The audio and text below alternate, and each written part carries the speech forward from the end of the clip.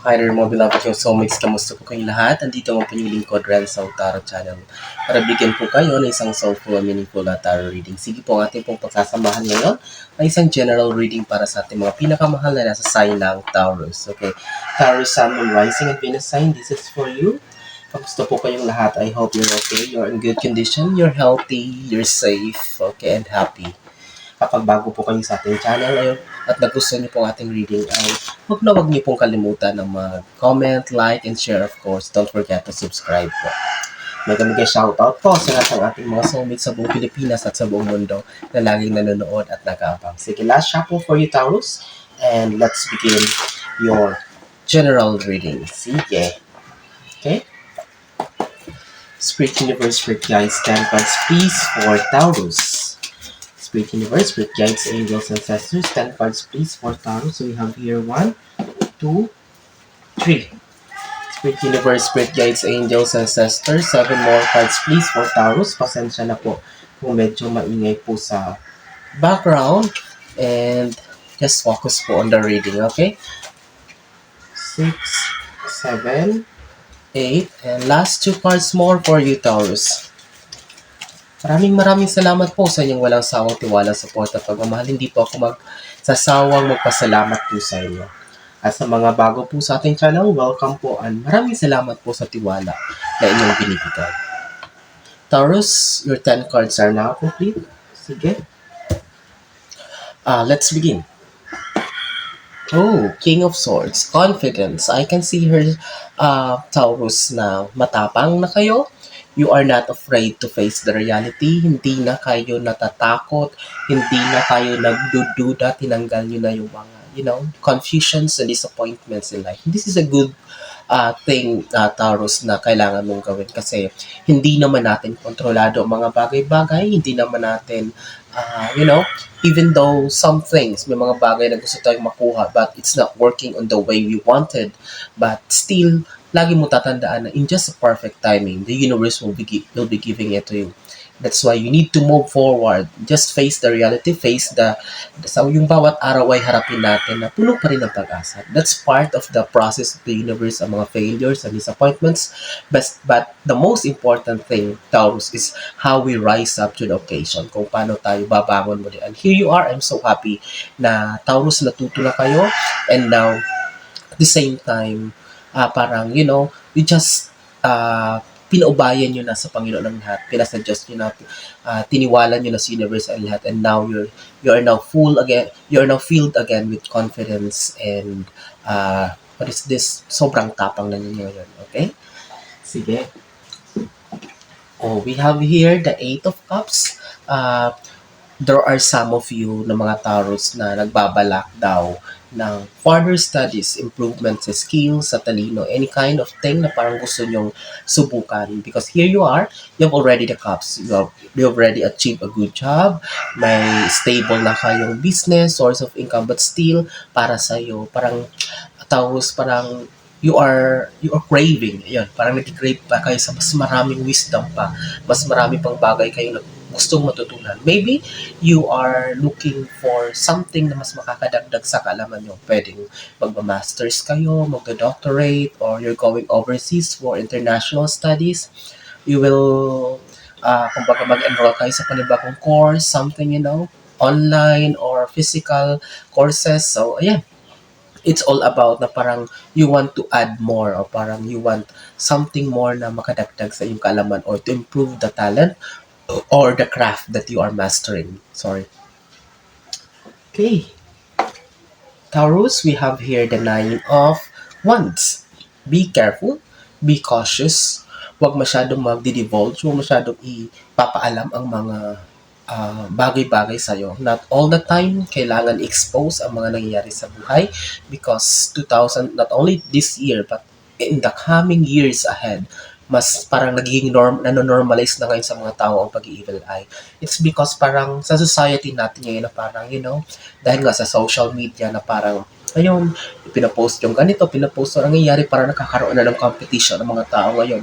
To the fact na kapag nakakakita sila ng something new, something na achieved ng mga tao sa paligid nila is parang kahit hindi naman nila ugali yan, parang, natututo sila na mainggit or to make some stories or, you know, and that's why we can see her an evil eye. Parang hindi maganda. Nadijinx yung mga plano mo or na-evil eye yan is because they are wishing bad for you. Kahit wala ka namang ginagawang masama, your intention is good. But it's because nga dahil sa sobrang exposure mo or parang masyado mong pinapaalam ang lahat ng nangyayari sa'yo. Be careful kasi may mga stalker, may mga pinag-usapan ka at your back, even hindi mo alam. And that's why kung ako sa'yo, Taurus, everything you are planning, everything that is happening for you as of the moment, I just keep it on yourself muna or maybe to the just 2 or 3 persons or people that you are trusting or you value the most, okay? So, ang dami talaga sa parang may maniwala ka. Kahit yung manahimik ka, kahit hindi ka na mag-post or kung ano man, there is still parang makakarating sa'yo na ikaw pa rin yung subject nila or pinag-uusapan. So, Three of Swords, I can see her.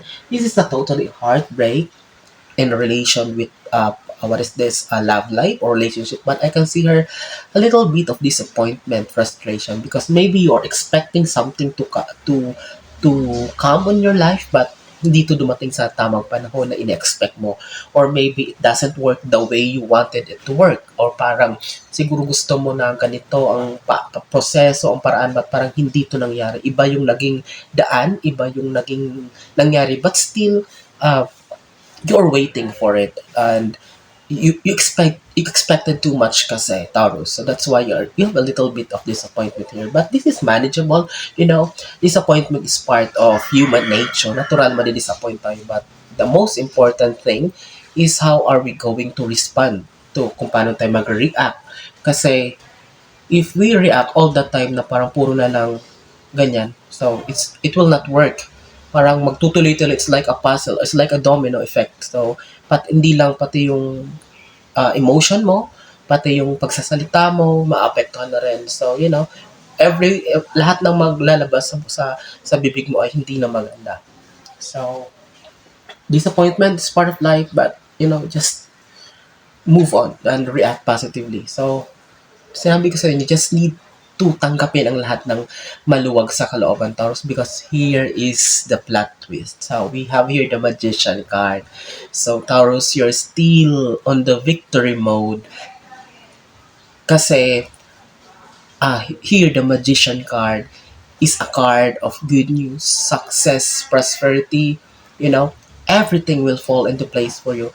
Everything will work for you. Everything is on your side. Ano man ang isipin mo, ano man ang gawin mo, ano man ang planuhin mo, ano man ang salihan mong contest, ano man ang process mo, I am telling you, Taurus, it will work on your way. Success, achieve, granted yan with this Magician card. Okay, so you don't need to worry. Just relax. Kung may disappointment, kung medyo hindi man dumating pa sa ngayon, just wait patiently. Kung hindi man, kung dumating man siya but it's not the way you wanted it, tanggapin mo pa rin. Ganun, it's still a blessing, But still, with this Magician card, okay, after the disappointment, okay, after the failures, after the frustration, here comes the big surprise for you. The Magician signifies that the universe is telling you to be still, Taurus, kasi may mas malaki, may mas bonggang pasabog sa'yo sa universe. You just need to prepare yourself. Okay, Taurus, I hope na na-relieve kayo. Okay? And kapag naka-resonate kayo or nagustuhan niyo po ang ating reading, don't hesitate to comment. Nag-reply po ako, like and share, and of course, don't forget to subscribe. Okay? Pagpatuloy natin, Taurus. So here we have the Seven of Swords. Okay? Unti-unti mong tanggalin yung mga frustrations. I-change mo ang mindset mo into positive one. Magugulat ka, Taurus. You will be happy. So happy kasi andyan. Actually, kami sa inyo nga parang naging happy. Parang hindi na kayo, dinadedman nyo na. You just go to the flow. You just let the universe. Sinabi ko nga, pinaubayan nyo na lahat. Pinasa Diyos nyo na lahat ng bagay. So that's why, that's a good thing. Kasi kung ipagkatiwala nyo sa universe ang lahat ng bagay, of course, magiging magaan ang lahat para sa'yo. So, here is the toxicities, negativities. Hindi mo siya hinahayaan na maapektuhan ka. You are disconnecting, you are cutting ties. At the same time, umaalis na kayo sa mga sitwasyon na hindi healthy sa inyo, and now slowly makikita mo yung growth, slowly na parang makakaroon ka ng peace of mind or kaliwanagan sa isip. Okay? So, magpatuloy lang, Taurus, you know. So, ito na. Ace of Cups, new beginning, good news for you. New chapter will open for you. Meron kang panibagong seed o plant or na ipaplant or itatanim, panibagong pula na susubukan. Okay? And there's no harm in trying. Try and try lang, Taurus. But still, kung ano man tong paplanuhin mo, kung ano man tong panibagong plant, seed o plant na magbubukas sa iyo, kung ano man tong panibagong doors of opportunities na magbubukas sa iyo, it will be for your good. It will make you successful, sorry. It will make you happy, it will make you contented kasi andito ang magician card. So andito ang guaranteed, kumbaga ito yung backer mo. Ayan, sinasabi ko ni Universe, don't worry, sige, go lang, ako nang bahala sa'yo. Okay?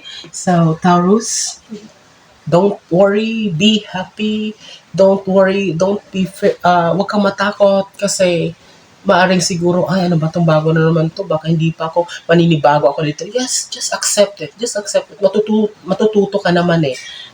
Andyan naman si Universe sa likod yun. Okay?